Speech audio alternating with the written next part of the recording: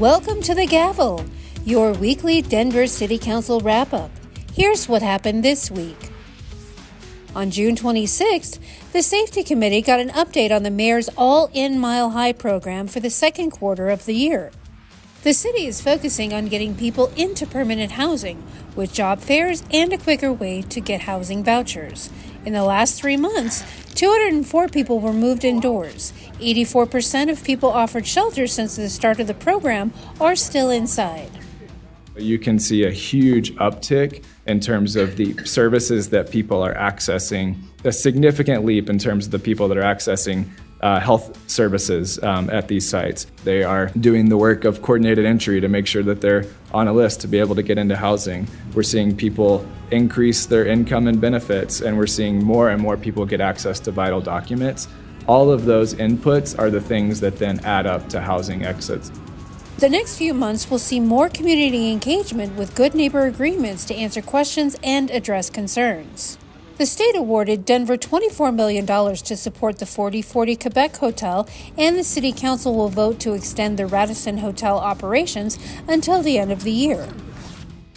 On Monday, June 24th, the Council approved changes to campaign finance and the fair election funds.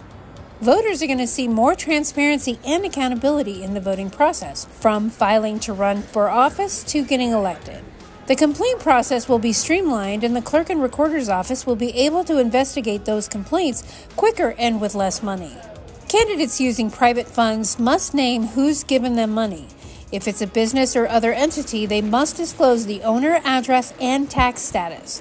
This applies to donations of $50 or more. The Fair Election Fund matches donations of $50 or less to a candidate using public funds.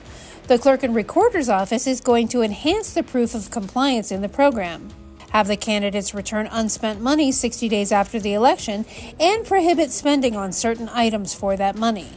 Check out denverclerkandrecorder.org for more information and details on these changes. Also this week, the Council advanced 2 measures that, if approved, would be referred to the November ballot. Voters will have the final say on these measures. On June 24th, the City Council approved a ballot initiative that would ask voters to decide on adding a sales tax increase of 0.34% to help support Denver Health. If voters approve it in November, Denver Health expects the tax to raise about $70 million. For full coverage of the bill, check out the link in the description below.